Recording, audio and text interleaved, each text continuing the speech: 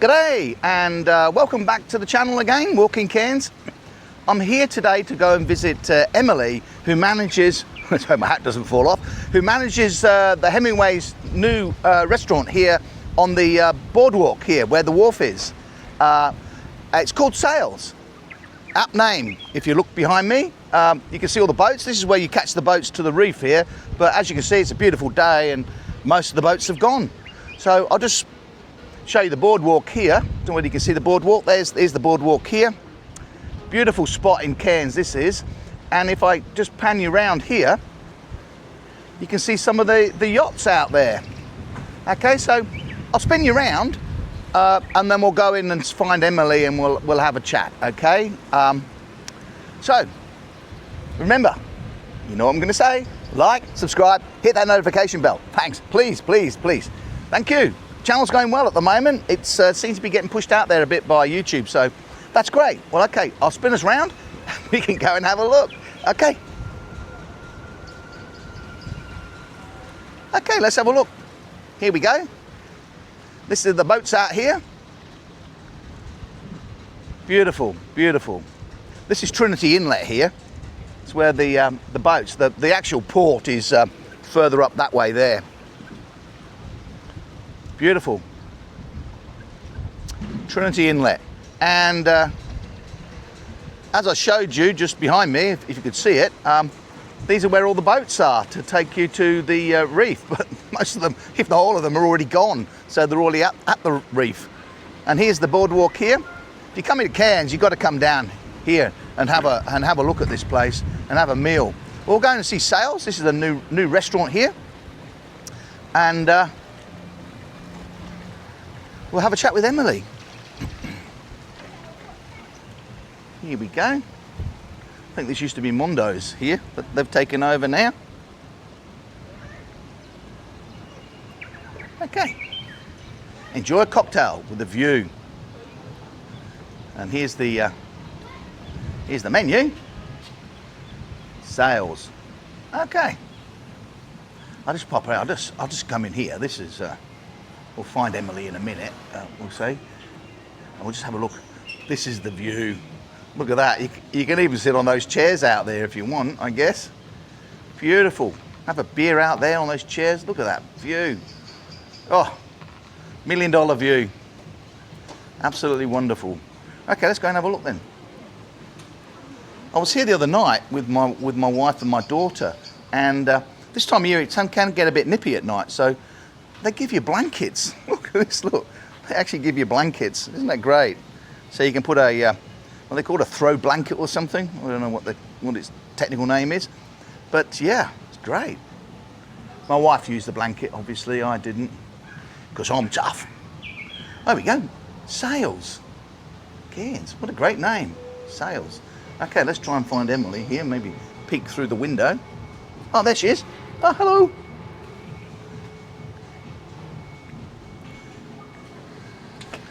Oops. Hi Steve. Hi Emily, how are you? I'm really well, how are you? Yeah, good thanks mate. Are you ready to do the chat? Let's rock and roll. Okay. Where should we do it? Okay. I'll do it here. Where this coffee cup is. We'll do it here, this is great. And we'll look out at the thing there. So you ready to go? Yeah. Okay, thanks. G'day and welcome back to the channel Walking Cairns. I'm here today at a new Hemingway's restaurant called Sails, and it's here on the boardwalk area of Cairns, where the harbour is, I suppose you say, and where you catch the boats to the reef. In fact, it's pretty close to the terminal where you go in to catch the boats to the reef. On the way in, you saw what the area was like, and it's in a beautiful position. You can see the views, $1 million views out here. Fantastic. I came here the other night to have some food, and it was great. But I won't tell you what sort of food it is. I'll let these guys tell you what the food is. And okay, so remember, if you like the channel, you like this video, remember to like, subscribe, and guess what? Hit that notification bell. And please, please, please do it on YouTube, please, not just on Facebook. Okay, thanks. Okay, I'm here with Emily, who is the manager here, and Norman? Roman, sorry. I've got blocked ears, I've got a cold from my daughter at the moment. And you are the hospitality. I run Hemingway's Oh. Brewery Hospitality, so my official title is Head of Hospitality. Head of hospitality. There we go. So we've got the two bosses here. So I'll hand you over to. Let's start with Emily first because you're the furthest, and perhaps you could tell us a bit about yourself. Okay, hi, I'm Emily. I'm originally from the south of England, but I've been living in Australia for the last 6 years. Started working with Hemingway's a couple of years ago. Absolutely loved the place. My dad was a home brewer, so I fit right in there. And after a couple of months, Roman here spoke to me about potential opportunity for opening a new venue, and this is it. And I've been working in Cairns for the last 6 years, and I know the hospitality here, I know the locals, and it's such a beautiful place to work, so I absolutely jumped at the chance. My background's always been hospitality. I did a degree in it when I was back in Wales, and just love the job, love the place, and now I've got a beautiful venue to run, so I'm pretty chuffed. And how long have you been in Cairns? 6 years. 6 years. Yeah. Okay. Roman, what about you? How long in Cairns? Or you want the whole backstory? Yeah, Because that's going to take a while. A bit of the backstory, a bit, just a bit. Okay, Give me the Reader's I try Digest to wrap version. it up. I'm not known for being a person with quick and short statements, but I'm in Australia since about 15 years, 16 now. Started off in Sydney. I worked really long for the Rockpool Dining Group, run a couple of restaurants for them in Sydney and the North. And excuse me, ma'am, Yeah. we start at 12 o'clock today, and we would be really happy to have you around later. Thank you so much. Beautiful view. Yeah. Look, so I came 15 years ago, done a lot in Sydney, came up here about 6 years ago. So I met the founder and owner of Hemingway's online on some point. We had a bit of a chat. We seemed to really align in ideas of artisanal beverage production and great hospitality experiences. So not just creating a place to eat and drink, but creating places where you experience something, and also to a certain extent educate a little bit about artisanal food and beverage. That's what we're doing. Obviously, we have the Hemingway's venues, where there's 3 by now, over Cairns, Port Douglas, and the Northern Beaches. And our latest love child, and really the thing which elevated it to a bit of a different level and a different style of hospitality offering, was sales. And I come from a background of very international food and beverage, and always enjoyed doing things that are a little bit different, that maybe not yet that much here. And that's what we did with sales. We were really keen to create something slightly different, yet still make it approachable. Hence we have now a Nikkei style cuisine, which is a Peruvian Japanese fusion food approach, yet with a very far north Queensland and Australian touch in it. So there's still your beloved base things, like we do salt and pepper squid, we do a fish and chips, but we always try to give it a little bit of a sales touch, something special around it. And were you working for Hemingway's when it was at Port Douglas? Me? Yeah. I came here 6 years ago, so around about 3 months before COVID hit, or 2 months before COVID hit. I was always working in all Hemingways because I run the venues as an overhaul, and I do work in Port Douglas. I'm usually there at least once a week, more or less. And they don't brew in Port Douglas anymore, do they? It's down at the We wharf. currently don't brew in Port Oh, okay. Douglas. Doesn't mean we don't brew in Port Douglas. We have a complete set microbrewery in Port Douglas. The main reason that also happened after COVID is economies of scale. We have a very big brewery down here. It's just a bit harder to run 2 different facilities at the same time. We brew certain little special brews up in Port Douglas when we make like nano brews. Not big batch, but it is very simple. The big facility is here in Cairns. We can brew a lot of beer here in Cairns, and until we come to the point where we need more beer than we can brew here, it makes no sense to run them both full scale all the time. And Emily, what do you like about Cairns? I actually came here by accident. I was living in Melbourne, and I spoke to a girlfriend who I met when I was in New Zealand, and she said, "Oh, you must go to Cairns. My brother's up there. You'll love it. So you can walk into a friendship group." And I was like, "That sounds great." So came up here just for a couple of months, and yeah, came around the same time as Roman. So got stuck over here through COVID, and I thanked my lucky stars every day because I was speaking to everybody else, and they sounded like they were having a miserable time, and we obviously had it very lucky up here. And yeah, the more time I spent here, the more I just learned to love it. I come from a small village back home, and what I find in Cairns is although it's a city, you still get that kind of village feeling. There's lots of community things going on, and when people ask you how you are, you get a sense they actually genuinely want to know, and they're not just asking for facet conversation purposes. And no, weather's great, and wake up every day, look at a view like this, what's not to like? That's my line. What's not to like? See, somebody actually said it for once. I've done all these chats and nobody's ever said it apart from me. Now somebody said it. What's not to like? What about you, Roman? Look, I'm well done on that. When people say what's not to like, you always try to find reasons where say, because people always ask me, oh, why did you come here? Didn't you like it there and there? I lived in many, many places around the world over my life cycle so far, and there's not a single place I would say, oh, I would never go back there again. This was terrible. I think every place in the world has its beauty, and every place in the world has things that where you say, oh, I wouldn't need that. I always say, I'm background Central European. I struggle in January, February here because it's hot. But you know what's the great thing? We are hospitality people. Usually, everywhere else in the world, business goes crazy ramping up in January, February, March, because that's season, it's go to Sydney, that's summer, school holidays, everything. Where for us, we actually consider that the calm time, where you can take a bit of a breather, and then you go and you enjoy the rivers, and when they're full with water. And you can also say, you know what, I'm going on holiday in January. And I go somewhere where it's cold because I'm European. I love the fact that I can go in January and I go to Europe and I have snow. Yeah. And then I'm come back here and I'm not cold. Yeah.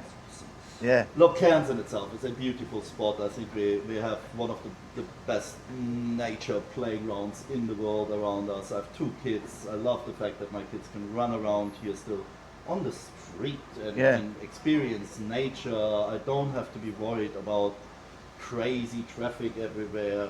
I would say a traffic jam in Cairns is 5 cars on a red light, and everybody who came from here, is born here, always says, oh, traffic was terrible. It's like, go to Sydney, you have no idea. So, or Bangkok. It is a beautiful spot in the world, and we're blessed right now. This is the best time of the year. Yeah, you know, it is. It's beautiful weather. We have 25 degrees, blue sky, sun is shining, slight wind. I actually like around October, November myself, because I like it. I like the beach sort of weather, you know, where but a lot of people wouldn't like that because it's really hot and humid, isn't it, that time of year? But the thing I like about Cairns is it's all outdoors, isn't it? Like your restaurant here. I mean, as you see when we came in, everything's outdoor. It's amazing. We have a slight thing to that, and that is a historical part of this building and this establishment. So sales, we more or less renovated the former, also quite iconic Mondo's. So Mondo's, this was Mondo's here for a long time.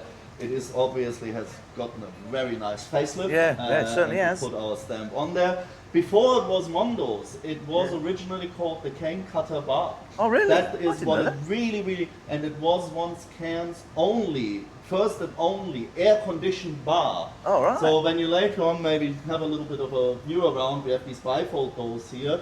They also called it the fish tank back in the days. Wow. Why? Because when they pumped the air conditioner inside here and you had this glass wall around, it condensated on the outside.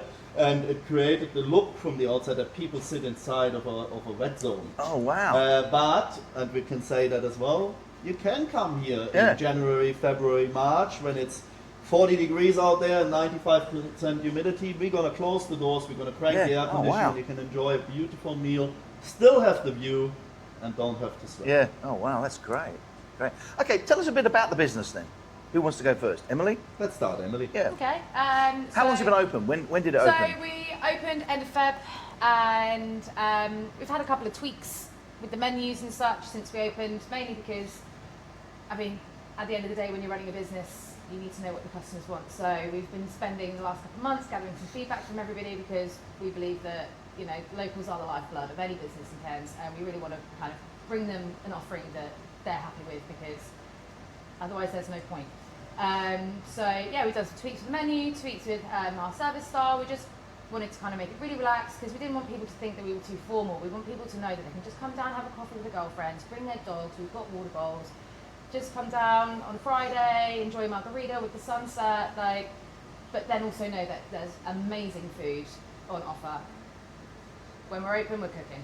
So, I mean, Carell, who's our head chef, he's an incredible chef. I mean, I've been working in the industry since I was 13. I've been really, really lucky to work with some incredible people, and the food that man pumps out the kitchen is amazing. So if you like good food, definitely come down. If you like amazing cocktails, definitely come down, because we've got an amazing Italian bartender. He's worked in Milan, he's worked in London, and now we're fortunate to have him here with us. And not only has he got a real good understanding of flavour, he's also very cheeky, very entertaining, and not bad on the eye. So ladies, I would recommend coming down. You heard that from Emily. So yeah, I mean, That's why they put me in the office. You put the ones good on the eye in the bar, and the ones not so good on the eye that sit in the office. so yeah, you know, we just want to really put out an amazing product, but do it with a sense of humour, and we want to be like personable, professional. Yeah. Professional? That's not even a word. I'm making things up now. I'll make up lots of words. Perfect. Yeah. And yeah, we just want it to be an inviting, comfortable place for people to come down and enjoy the best of what Cairns can offer, really. When I was at the tap house having a chat with Maya, Erica, she works Yes. here too, doesn't Yeah, she does, yeah. Erica, she told me that come down to Sales and have some food there. It's Peruvian Japanese. And I thought, that's a bit strange. Yeah. Peruvian and Japanese. Since when? I mean, they're other sides of the globe from each other. So how do they fuse together? Well, we came the other day with my wife and daughter, who's actually here with me because she's sick off school, and it was amazing. You see it after this. I'll put the little video clip of the food when we came at night, and I'll show you a bit of the area at night as well. So watch until the end of the video, and you'll see that. But it actually works well, doesn't it? It really does. Would you like a little bit of a background how this came? Yes, to be? yeah, go please. So Peruvians and Japanese, as you just said, they are a little bit on the opposite sides of this planet. But there's a reason for this whole thing, and I did a lot of research on this before. And the reason why we also did this is because of our lovely Peruvian chef. Carell was with us for, I think, already nearly 3 years in Port Douglas. He was the head chef in Port Douglas. And I exchanged myself with him a lot about, I love South American food, but also fusion food in itself. Nikkei cuisine was actually developed by Japanese immigrants to Peru. What came with the fact that they came for the gold rush in the South Americas, and they arrived, the gold rush kind of ebbed down fairly quickly. They, however, stayed, and they created a certain subculture in Peru. What they ended up doing is, Japanese, as most people know, have the skill set, so the cooking techniques of Japanese cooks are very specific, quite high end, but they didn't end up having the produce that they usually would have had back home in Japan. So they used their techniques, but with South American produce. Oh, wow. And that's how the whole thing developed. So when you nowadays look at a lot of sushi, is avocado a Japanese fruit? Yeah. No. It's South American. Yeah. So, but you see avocado a lot used nowadays in the Japanese sushi cuisine and so on. There's a lot of these things that just fused really well together. And now you're basically at this point where we have this Japanese cooking techniques with the South American produce, and that melted more and more together. If you go to Melbourne, to Sydney, London, New York, and so forth, you will see a lot of Nikkei cuisine restaurants, and they're usually considered to be really the high-end part. Oh, right. We decided we want to take a bit out of this playbook. I love this cuisine. I do this anywhere and everywhere I am. I eat exactly in that direction. We, however, also decided we need to adapt it a little bit to the far north Queensland lifestyle. So what does this mean? As you said, everything is outdoorsy. Everything is very casual. People don't want to have the feeling, oh, I need a dress up and put the tux on Yeah. to go to this fine dining restaurant. So we decided we create an atmosphere that is a casual, close to be bar pub-like Yeah. seating and setting. However, with fine dining food. Yeah. And that's more or less what we're doing, Yeah. and It we're looks- doing it very well. You'll see on the video at the end, the food looks very pretty when it comes out, doesn't it? Yeah, it really does. You almost don't want to eat it, you know. Just do what I do, take photos of it. No, we want you to eat the food. Yeah, the food is nice though. It really is You know nice. what's good? You don't need to take a picture because Yeah. you can make it again Yeah. and again and again Yeah. and again, and it most likely will look better every time Yeah. you look at it. The thing, I went to Peru once. I went there for a conference, and I went to Machu Picchu, you know, and I actually climbed Winner Picchu, Oh, which is a wow. real struggle. But I did. I got to the top, and I did some. I was younger back then, so I did some really silly things. Pity I can't find the photos of me doing those silly things, but. Yeah, there's like sheer drops off the little footpaths and everything, That's you know. nerve-wracking. Oh, it's yeah. In hindsight, I must have been an idiot, but the thing that fascinated me about the food was the different coloured potatoes they have. They got purple potatoes, they got red potatoes, yellow potatoes, and the standard white ones that we get. It's absolutely amazing. And you will see this used in our cuisine a lot. Oh, wow. Because chef makes a purple sweet potato puree, he makes an orange sweet Oh, wow. potato puree. So for example, we have our posa de pulpo, or the torched octopus, sous vide and torched octopus dish we have, has different sweet potato Yeah, I had that. purees on it. It's good, huh? It's my winner. So every time I allow myself to have a dinner or lunch here, that definitely has to be on I was one arguing. of the dishes. I was arguing with my wife because I had the octopus and it did come out with the different coloured potatoes, and I was saying to my wife that when you presented it on the mash, I was saying to her, it's potatoes. She said, no, it's couscous. It's got to be couscous. I said, no, it's potatoes. This is what it's like in Peru. Yeah. You're not serving guinea pig though, are you? No, we aren't. I proposed it, but I'd love to try it. I didn't try it when I was in Peru. I mean, I did. They eat guinea pigs in Peru. They have like enclosures with lots and lots of fat guinea pigs, which they butcher and eat. But I never tried it when I was there. I should have done. I regret that. But yeah. it's, it's never too late. it's also very uncommon here to see rabbit, which It when is, you go yeah. to Europe, It's is everywhere. Oh, yeah. everywhere. And every culture has their things. And yeah, I mean, I don't think that I need to have a guinea pig on the menu, but I also believe everything is possible to Everything's cook possible, in a yeah. beautiful way. Yeah. And you just need to get the right professional to do it. It's funny, when I lived in England, we used to live in a village and we were really poor, and we ate a lot of rabbit and pigeon, but we only ate rabbit when we couldn't afford meat. That's what we used to say. We eat the rabbit because we can't afford the meat, and then we ate pigeon because we couldn't afford chickens. Yeah. So it's really funny. Now it's the other way around, isn't it? Yeah, Yeah, you'd 100%. be paying more for your rabbit now than you would for your steak. I so. come from Bavaria, Munich, and I had when I became a chef back in the days, and for our final exam after we finished and we had our graduation, we've been given a traditional Bavarian cookbook with like old recipes, and I till today always remember one thing in there which was beaver tail. So using the tail of a beaver to Oh, cook wow. with it. Whereas I could not imagine that is something one cooks and eats. But Yeah. look, there's so many things we used, because back in the days we just used what was around. That's right, I mean- rather than getting everything Yeah. everywhere. I mean, when I was young, living in the UK, I mean, I was only young when I came out to Australia, to Adelaide, but we had a lot of offal. We used to eat liver, a lot of liver mash and bacon we used to have quite a bit of. We used to use tripe, that's the stomach, you know. We had a lot of offal, you know, it's kidneys, steak and kidney pies. You just don't seem to see that. Unless you go to the Asian shops, you don't seem to see that anymore. Yeah, it's I eat that when I'm in Thailand, I eat a lot of offal, you know. I mean, it's powerful. It's basically. it's good, but, yeah. It's there was times where you just made use of everything Yeah, that was everything. part of Yeah.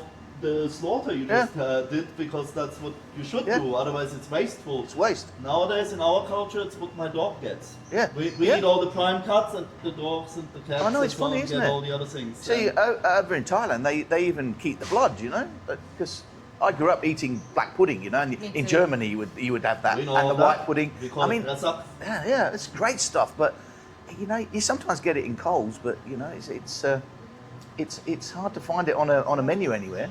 Yeah. But that's what I mentioned all the way in the beginning of our conversation. I think, of course, what Emily said as well, you always need to cater for your customers. You need to listen to your customers, your locals, your tourists as well, the people who come here, because in the end, we don't want to make this just for us and pretend, oh, everything we do is correct and is perfect, you just don't understand. So yes, you do need to cater for the people, but you should always try at least a tiny bit to also educate about food and show people what is possible.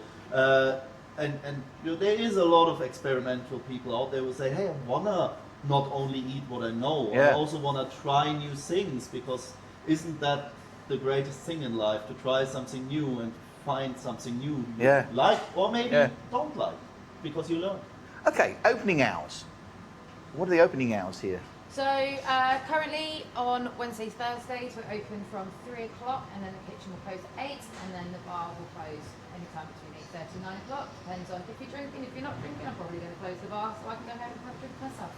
And then Fridays we open midday till 8 o'clock, and then Saturdays and Sundays we're open from 11. Sundays we close slightly earlier at 7, just because it's work the next day and a lot of people want to go to bed early. So that is one of the funniest things I found when I started going out in Cairns. Is it's really an early sort of town, isn't it? Really I mean, is, people go to bed early, they get up early, so the breakfast scene seems to be really big, especially where I live at Palm Cove, you know. The breakfast scene is really big, but the night scene is sort of starting to dwindle at about 8 o'clock. Yeah. It's really funny. You don't see that in say Melbourne or Adelaide, you know. No, you're there till midnight, you know. Yeah. Well, we're a relaxed town. We're It's outdoor very relaxed, people, and as you said before, everything is outdoor. It gets dark at some point. We're very close to the equator, and so I need to say to the opening hours in itself. Yes, we have very clear-cut opening hours for when our kitchen operates and so on. We're licensed till midnight. If you're here and you're having a good time and you say that there's 20 people here, they want to keep eating and drinking, we're the last people who close. We're just not just here for our own sake. We want to be here for the customers, and we want to be here for the people. So if there's people, we will always be open, and we will always keep going.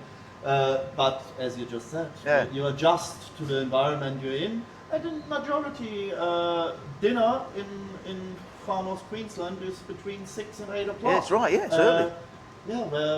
As you said before yourself, you go to Bangkok, dinner is between 8 p.m. and 1 a.m. That's right. There's different cultures, different ways of living. We definitely always adapt to what the customer wants and needs, and we will be there. It's pretty much in Cairns. It's sort of that 5 o'clock, isn't it? Between 4 and 6, that people start getting hungry and want to have their dinner. It's funny. It's funny. I find that really. It came as a bit of a shock when how it sort of everywhere sort of closes down early rather. You talk to 2 Europeans who have the same approach, because we do this like this. You know, we work. We have dinner around 9-10 p.m. Why? Because that's when we finished, and then we sit down, we have a glass of wine, we eat something. When we're lucky, chef still makes us Talking about something. drinks, do you have any happy hours on here? Yeah, so happy hour every day is from 4 until 5, and you're going to get, rather than different prices, it's just 20% off your beers, your wines by glass, and the cocktails. Okay, that's good. Yeah, we decided we do a very comprehensive happy hour rather than saying, oh, you get this beer it gets and confusing, this glass of wine for this price. We said, you know what, we want to be very inclusive. We give you pretty much everything from our standard menu on drinks for 20% off any day of the week for this hour. And to not say, oh yeah, you're a beer drinker, you're lucky, you get a nice cheaper beer today. No, we said we want people to try everything we have. That's good. That's a good idea. Make it as an approachable, come here to try. Yeah, that's a good idea. Okay, anything else you'd like to add? Emily? Well, we'd all love you to come and visit us, because we're rather proud of what we've got here, and it's the best view in town. So come check us out. As you saw on the way in, it is a magnificent view, and it's a nice day today. So, rewind and have a look at that video. But remember, after this video, you see some of the night shots that I took when I came with my wife and my daughter. So stay watching and watch that. But remember, like, subscribe, and hit that notification bell, please, please. And please on YouTube, please, because YouTube algorithm doesn't see Facebook. It's another platform, so you can like it and comment on Facebook, which is great, but it's not on YouTube, and the YouTube algorithm doesn't see it, so they don't push the videos as much as they perhaps should, based on the comments that I get on the Facebook side of things. So please, please, not Facebook, on YouTube, please, please. Okay, thanks. See you next time. Bye-bye. Take Thank care. you. Bye. Bye. Thanks a lot. Thanks, Thank Dave. you. Thank Pleasure. you. Thank you. Thank you.